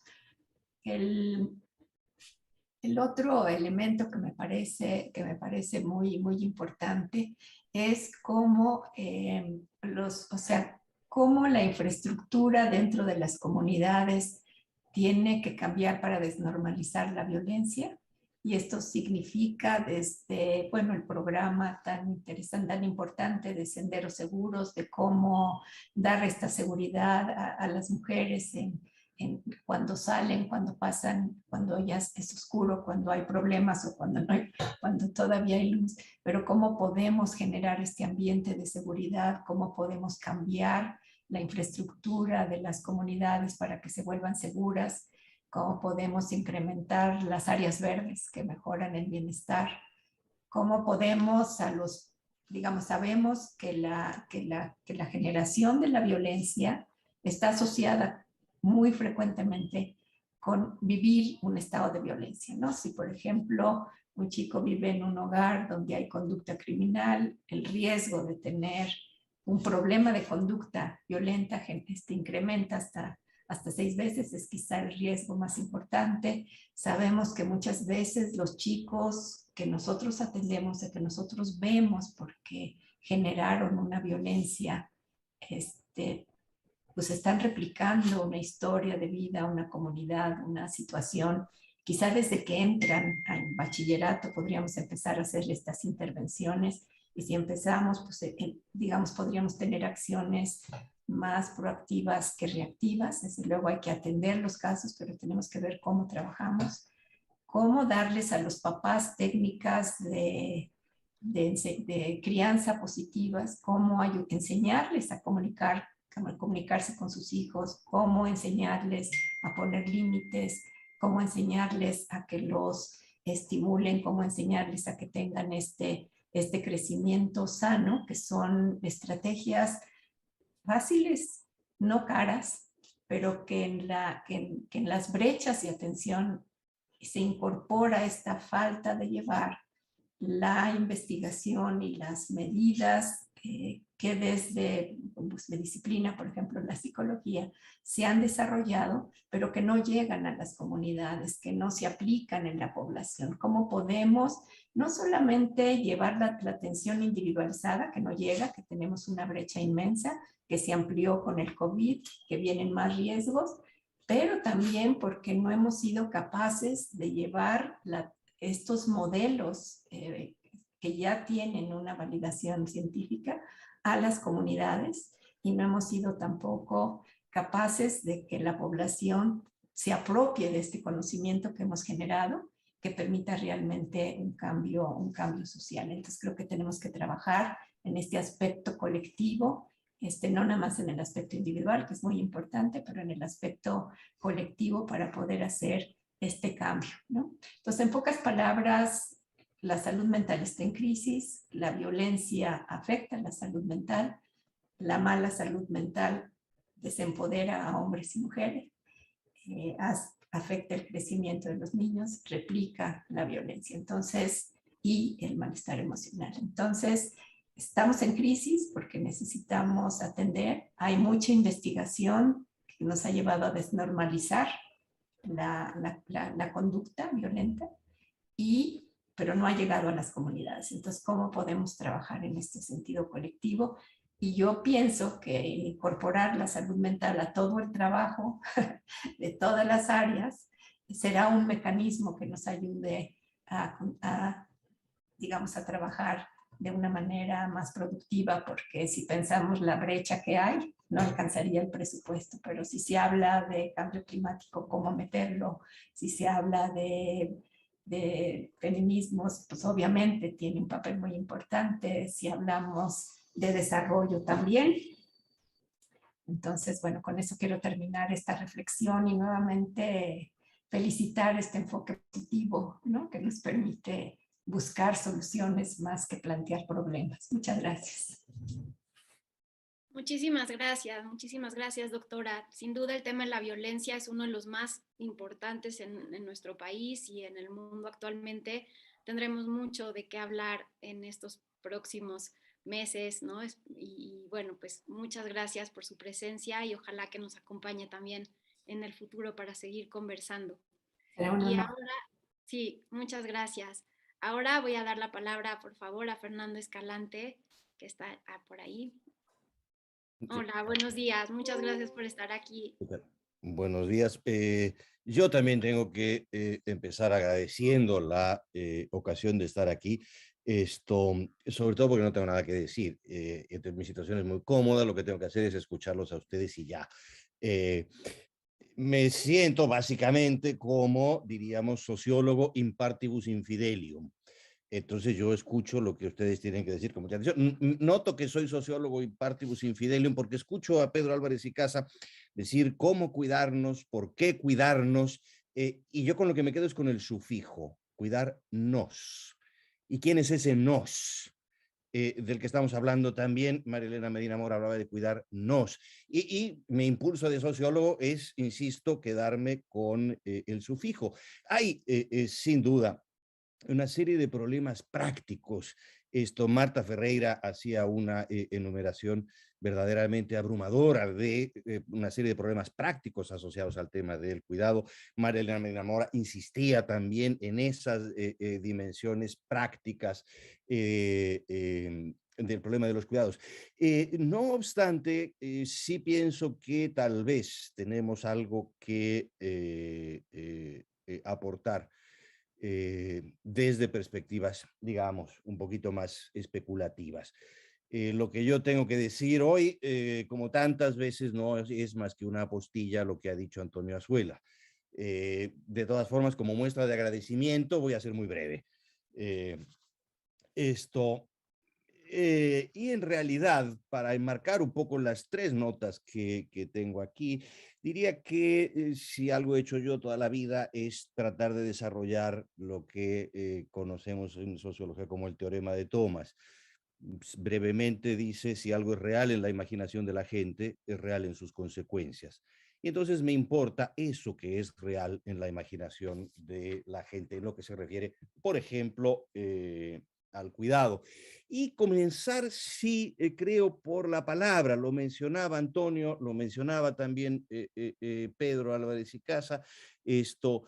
La relativa novedad de la palabra cuidados en este contexto hace que sea necesario comenzar por aclarar el sentido, porque de otro modo hay el riesgo, cuando he hablado de esto recientemente con gente, hay el riesgo de que se confunda con cuidar no significa come sanamente, alimenta, toma frutas y verduras y lávate los dientes antes de dormir. Va, no es solo eso. El problema es que ¿qué otra cosa es? Y me vienen escuchando las intervenciones anteriores.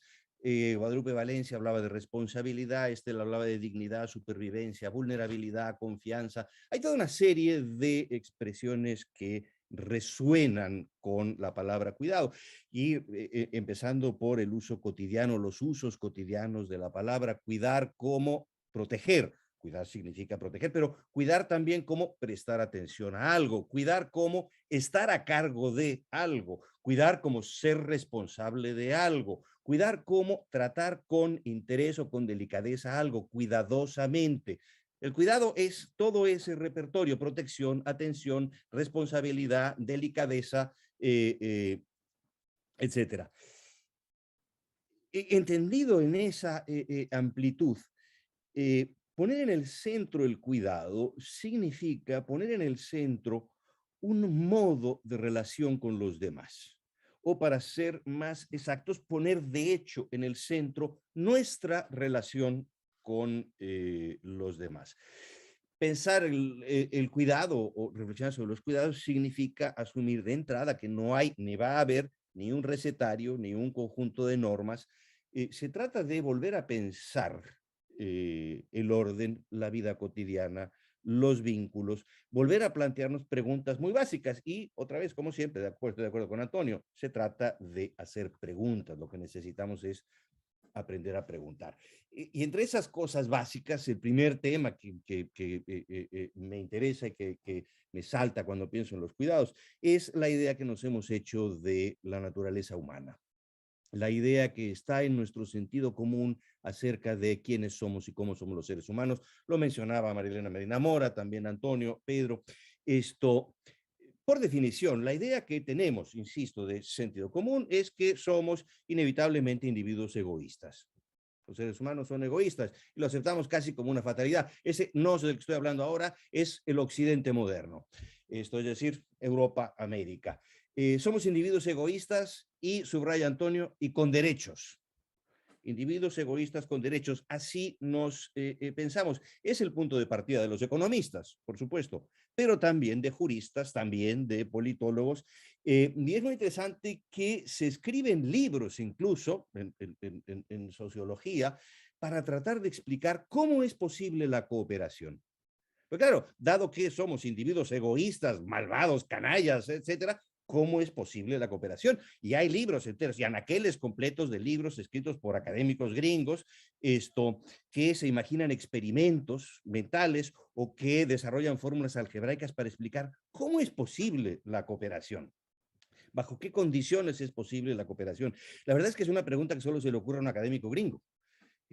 Porque si uno mira el curso de la historia, el hecho básico es la cooperación. Todas las sociedades humanas cooperan y ha sucedido siempre. Es decir, el dato es la cooperación, la interdependencia, la vinculación, y lo que habría que explicar, en cambio, es al individuo egoísta.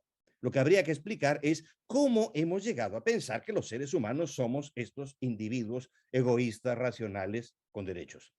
El problema es lo que Marshall Salins en ese librito fantástico llama la ilusión occidental de la naturaleza humana.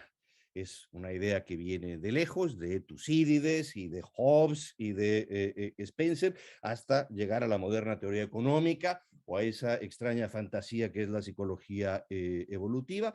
El punto de partida, insisto, es que somos individuos egoístas, racionales, calculadores, que en todo buscamos maximizar a costa de los demás, que normalmente es un implícito.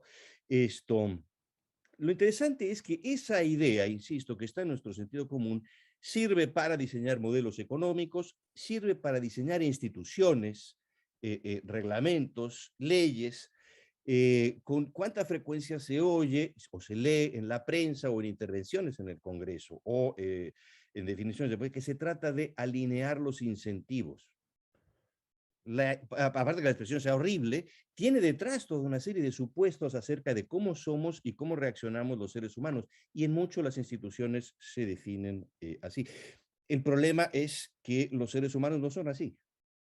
El problema es que los seres humanos no son individuos racionales, calculadores, egoístas que busquen solo maximizar su beneficio. La historia toda de la humanidad, en todas las civilizaciones, desmiente esa imagen de la naturaleza humana que se ha hecho el occidente moderno. Si algo dice la antropología de lo que con el conocimiento antropológico de los últimos milenios, de las sociedades de los últimos milenios, es que si algo tratan de acumular los seres humanos, si algo tratan de incrementar los seres humanos, son sus vínculos con otros seres humanos, son las relaciones con otros seres humanos. Esto siempre se ha sabido, todas las civilizaciones han sabido que los otros son importantes, que los otros son necesarios, que a los otros los necesito yo, que la vida realizada, una vida realizada depende de la multiplicación de relaciones, no de lo que hago yo para mí en contra de los demás, sino de mi posibilidad de estar con los demás. Como dice mi querido amigo Miquel Azurmendi, que el otro es un bien. Y todas las sociedades tienen un régimen simbólico e institucional para favorecer los vínculos. Eso no significa que los seres humanos sean buenos o virtuosos. Es decir, la alternativa no es entre individuos egoístas y malvados y seres humanos pletóricos de relaciones y virtuosos. No significa ni que seamos buenos y virtuosos, ni que esos vínculos sean siempre benéficos. Hay siempre vínculos colectivos violentos. Hay siempre formas de vinculación asimétrica. No hace falta esto recordar mucho para caer en la cuenta de que para las mujeres esos vínculos con una enorme frecuencia son vínculos que implican violencia, sometimiento, subordinación, etc. Es decir, el hecho de que los seres humanos multipliquen los vínculos y necesiten los vínculos no quiere decir que los seres humanos sean buenos, pero sí significa que la apertura hacia los demás es la condición básica de la especie humana. De modo que tenemos que pensarnos a partir de ese hecho. No preguntarnos cómo es posible, sino al contrario, preguntarnos cómo es posible que nos hayamos creído que podíamos prescindir. Y eso es importante porque no somos egoístas, racionales, calculadores, pero si diseñamos las instituciones a partir de la idea de que somos individuos racionales, egoístas, calculadores, terminaremos produciendo esos comportamientos. Como académicos no hace falta que nos expliquemos en qué consiste esto cuando se diseña un sistema que quiere alinear nuestros incentivos para que seamos productivos. Produce cierto tipo de comportamientos. Si tenemos una hipótesis acerca de la naturaleza humana y diseñamos instituciones, eso termina produciéndose. Evidentemente, insisto, no se trata de que seamos buenos por naturaleza, como dice Antonio Azuela, cito literalmente lo que dijo hace un momento, evidentemente sin regresar a nociones organicistas de la solidaridad. No, claro que no. El problema es, empecemos a pensar a partir de ahí. La apertura es un dato. Esa apertura a veces es violenta, asimétrica, implica relaciones de poder, pero a partir de ahí tenemos que pensarnos, no a partir de la ilusión de que o no los necesitamos o podemos llegar a no necesitarlos. El giro, este giro del que hablo se refiere, por supuesto, al hombre económico. Pero no solo, es la imagen dominante en nuestro sentido común, insisto, de juristas, de politólogos, etcétera. Pero nuestro individualismo tiene otras fuentes y otros modelos, tiene algunas virtudes indispensables que no se pueden descartar. El lenguaje de los derechos tiene muchos vicios y muchas virtudes. Pero en particular, igual que Antonio, me interesa la filosofía moral, me interesa la ética, que está en el corazón de esto. Dice Antonio, la de las últimas décadas, yo diría la de los últimos siglos, como 2 o 3 siglos más o menos. Yo diría que a partir de Kant. Y aquí las cosas se ponen serias. Según yo, a partir de Kant, el valor central para la ética es la autonomía, como bien dijo Antonio. La autonomía es, para Kant, superar nuestra minoría de edad culpable. Es rebelarse contra toda forma de heteronomía. Para Kant, y de ahí en adelante, solo es valiosa éticamente una conducta autónoma, es decir, de la que no obedece a otra cosa, sino a su propia conciencia. El término de referencia para la ética es, de Kant en adelante, un individuo autónomo y, de paso, un varón autónomo. Y esa autonomía se entiende en Kant sobre todo como salida de la religión. La heteronomía que tiene en mente es sobre todo la de la religión, pero no solo eso, es la independencia también de otros seres humanos. La autonomía que pide Kant para el sujeto moral o éticamente responsable es la de quien se ha liberado de relaciones de servidumbre. Estamos hablando a mediados del siglo XVIII, de servidumbre y o esclavitud. Pero por extensión, la idea de autonomía y de independencia se refiere a todas las formas de dependencia. El elogio de la autonomía como valor cardinal implica la correlativa degradación moral de quienes no son independientes, de quienes son dependientes. Los niños, los inválidos, los enfermos, los ancianos, en la idea de la ética, su condición de dependientes los hace menores, los disminuye como sujetos morales. No solamente es que no haya un motivo para esto, tenemos que caer en la cuenta de en qué medida degradamos, disminuimos como sujetos morales a los enfermos, a los ancianos, a los inválidos. Sino que tenemos que caer en la cuenta de que todos hemos sido dependientes y vamos a ser dependientes. Y que esas relaciones de dependencia son parte constitutiva de nuestra humanidad, que sin eso no nos entendemos, que sin eso no somos plenamente nosotros. Esto lo explica muy bien en ese libro también fantástico, Alasdair MacIntyre, Animales racionales y dependientes. Somos, dice sin duda, animales racionales, capaces de decidir, elegir como quería Kant, pero buena parte de nuestra vida somos dependientes. Hemos sido dependientes porque hemos sido menores y hemos estado enfermos y vamos a estar enfermos y vamos a ser ancianos. Y también buena parte de nuestra vida otras personas han dependido de nosotros porque eran menores, porque estaban enfermos o porque eran ancianos. Esas relaciones de dependencia en las que yo dependo y de mí dependen otros es lo que constituye nuestra humanidad. No podríamos ni sobrevivir ni realizarnos como seres humanos fuera de esas relaciones de dependencia. En eso consiste nuestra humanidad. Y por eso importa reconocer los vínculos de interdependencia o de dependencia recíproca. Ese es el fundamento de cualquier teoría ética que se haga cargo de esa naturaleza humana. Si ponemos entonces en el centro el cuidado, ponemos de hecho en el centro la dependencia, nuestra condición de dependencia, nuestra vulnerabilidad, nuestra necesidad de los demás, no como minoridad, sino como una forma de completar nuestra condición humana. Con esto es mucho del orden moderno y de la idea de la modernidad, lo que tenemos que pensar de nuevo. Pero yo creo que se trata de eso. Y ya hablé demasiado. Muchas gracias a todos. Gracias, Estela. Muchísimas gracias, Fernando. Nos has dejado a todos también pensando muchísimas cosas que tenemos que retomar con urgencia y esta idea de cómo poder realmente ser más libres reconociendo nuestra dependencia, que creo que es algo que a veces nos cuesta trabajo entender. Muchísimas gracias por estar aquí. Y por último, vamos a darle la palabra a Laura Pautasi, que está por ahí. Sí, ya estoy aquí y Hola Laura, estamos. ¿qué tal?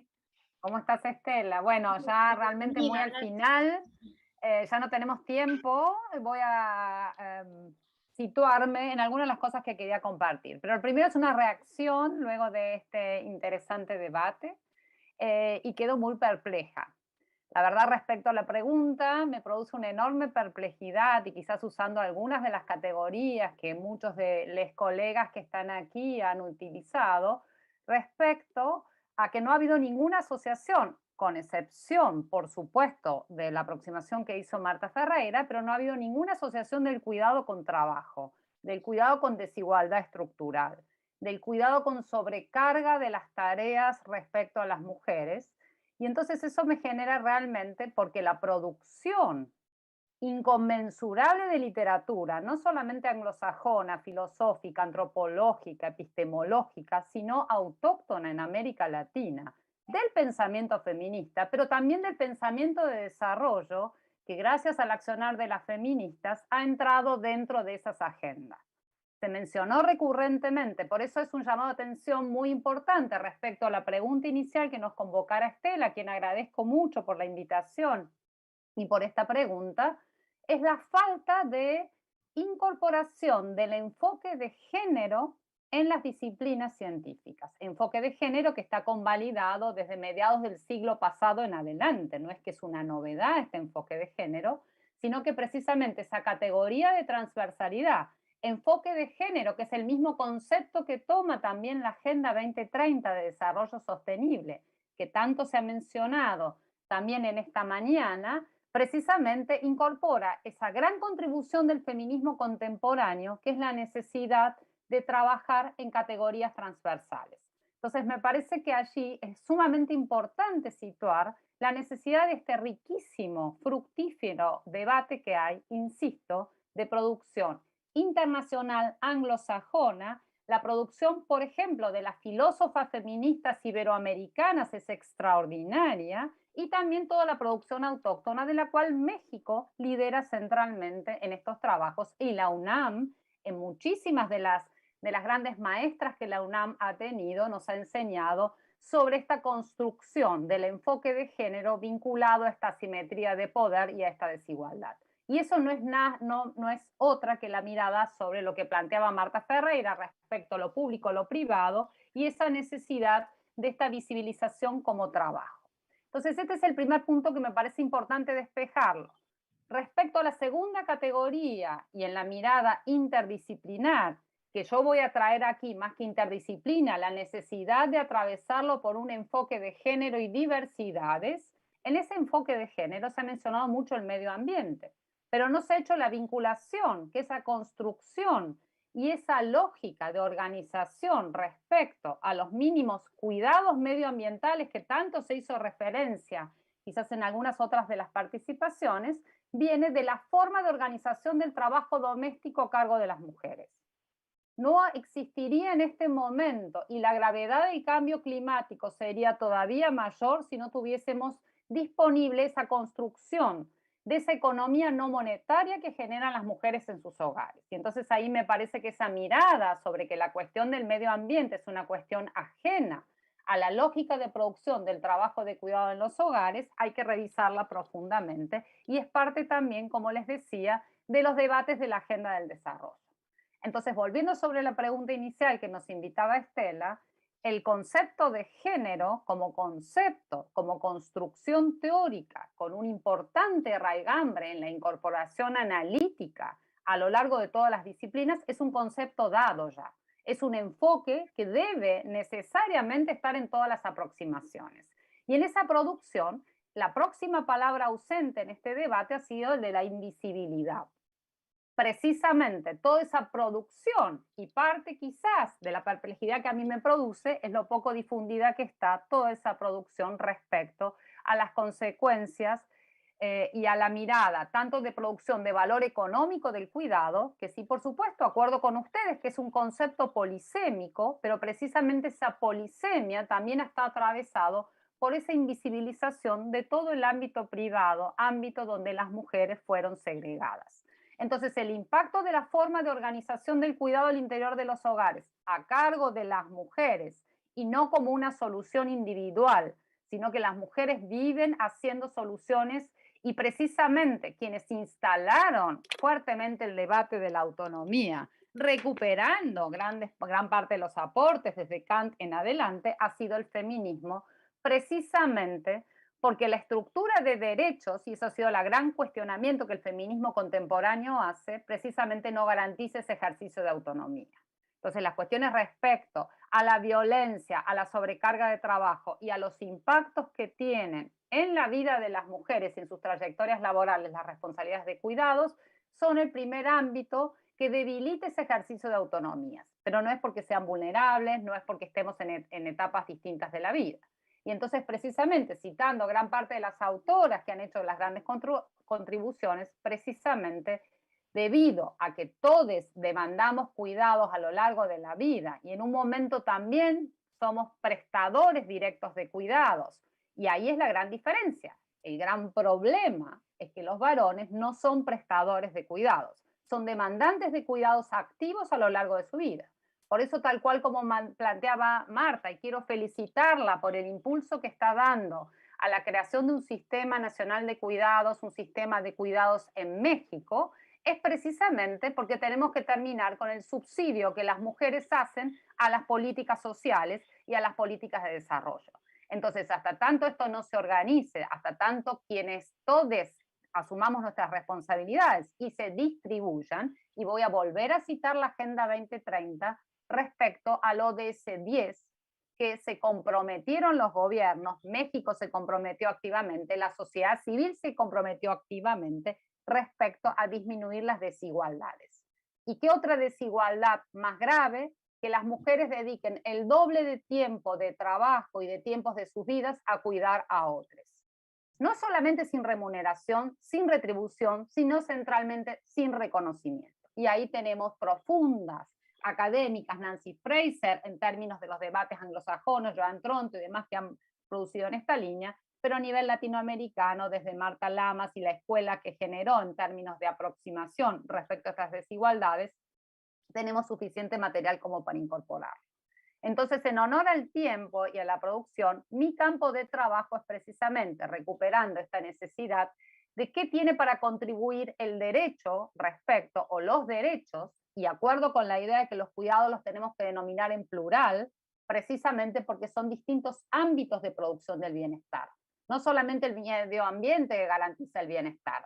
Precisamente la gran función, y esto lo tenemos muy claro desde los regímenes de bienestar de los años 50, 1950, de la posguerra, y ese compromiso y arreglo institucional para distribuir el bienestar se hizo básicamente respecto a considerar el trabajo de cuidado no remunerado de las familias. Y esa consideración, y por lo tanto invisibilización, que impidió que las mujeres participen dentro del mercado de trabajo remunerado, situación que todavía hoy, su incorporación al trabajo remunerado en la región es en condiciones de informalidad y sin protección social, tal como se dijo en esta mesa, precisamente la gran estrategia de estos regímenes de bienestar para sostenerse dentro de sistemas capitalistas contemporáneos fue precisamente gracias al trabajo de cuidado en los hogares a cargo de las mujeres.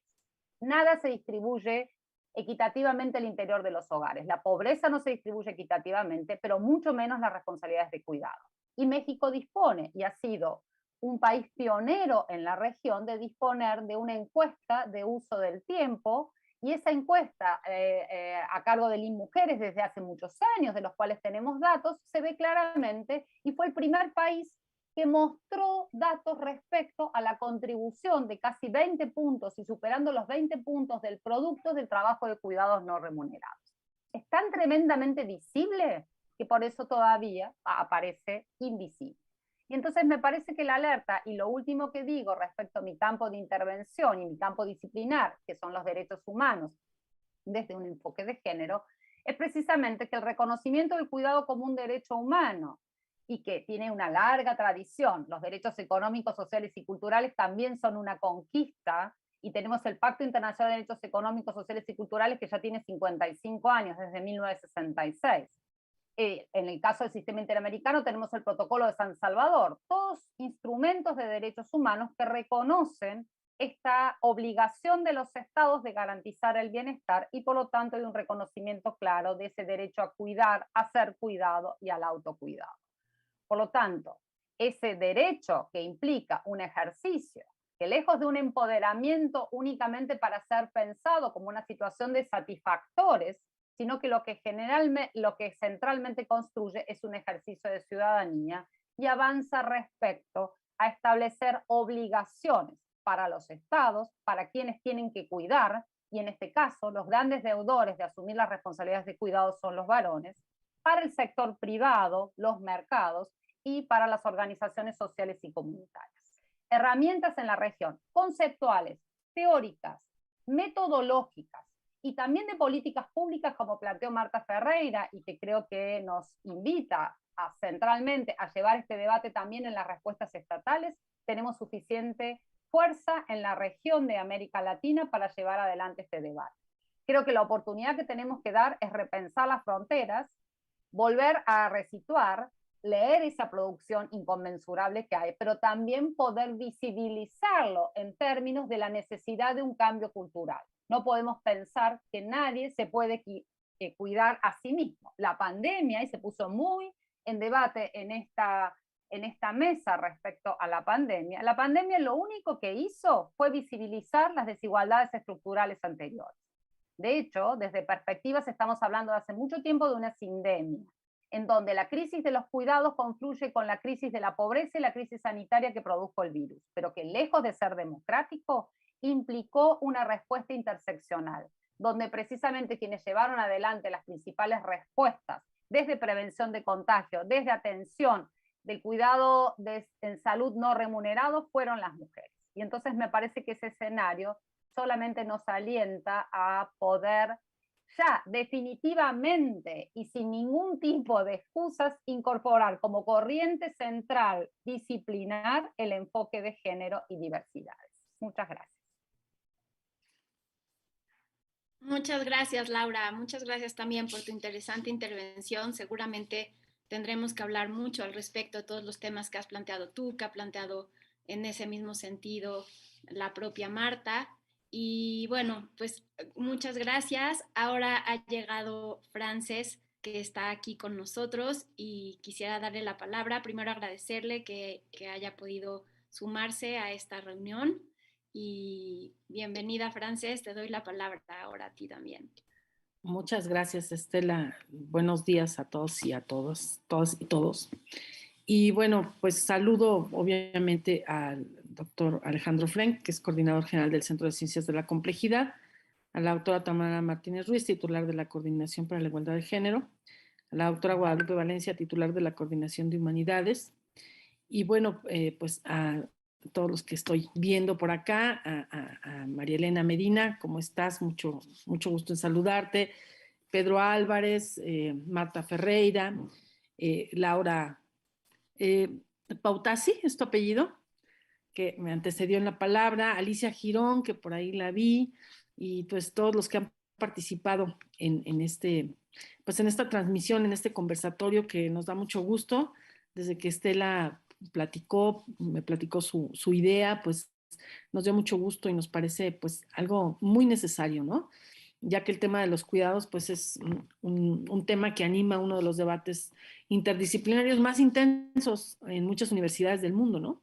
Hoy en muchos lugares del planeta los estudiosos de las humanidades, el medio ambiente, la medicina, las ciencias políticas, el arte, la economía, el feminismo, el derecho y otras disciplinas se preocupan por impulsar este conocimiento en torno a ellos, al tema de los cuidados, y construir una cultura del cuidado entre las nuevas generaciones de los campos universitarios, ¿no?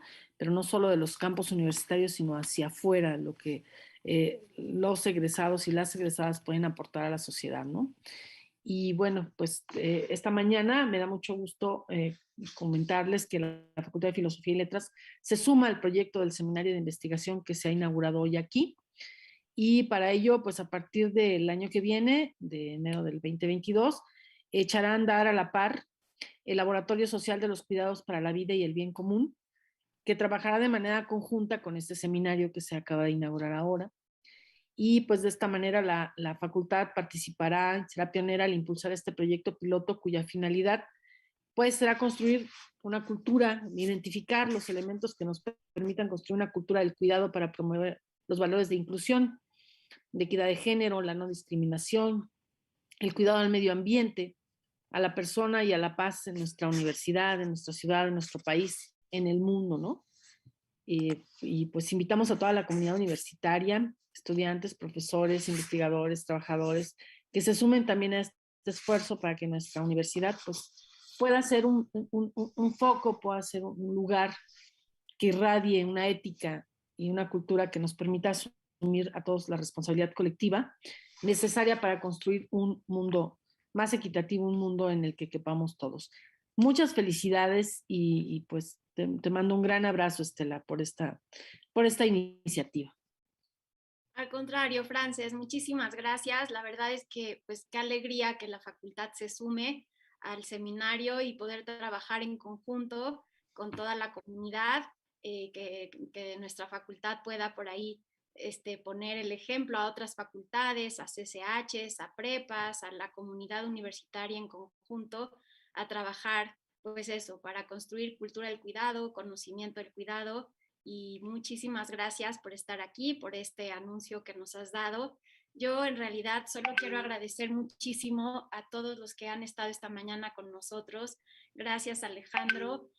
Bueno, no voy a volver a decir el nombre de cada uno de ustedes, pero realmente el cuidado se trata de generosidad siempre, y si algo ha habido en esta mesa y en estos meses de conversación con ustedes, pues ha sido generosidad, y yo les agradezco siempre muchísimo. Esta conversación que hemos iniciado el día de hoy, estoy segura que apenas inicia y que dará origen a muchísimas preguntas importantes en medio de este mundo que tanto necesita de todos nosotros. Sé que a mucha gente le ha entusiasmado el proyecto, y yo creo que eso pues tiene que ver con que todos después de la pandemia tenemos muchas ganas de cuidar y de ser cuidados, y también de poder construir esperanza desde algún lugar, y creo que este seminario y el proyecto también que vamos a lanzar desde la facultad puede contribuir mucho en ese sentido. Nada más me resta agradecer a todos, muchísimas gracias a los panelistas, y bueno, gracias a todo el público que nos ha acompañado. Buenos días y nos vemos muy pronto. Gracias, hasta luego. Saludos, Estela, saludos, Laura, saludos a todos y a todas. A Marta, hasta luego. Bye.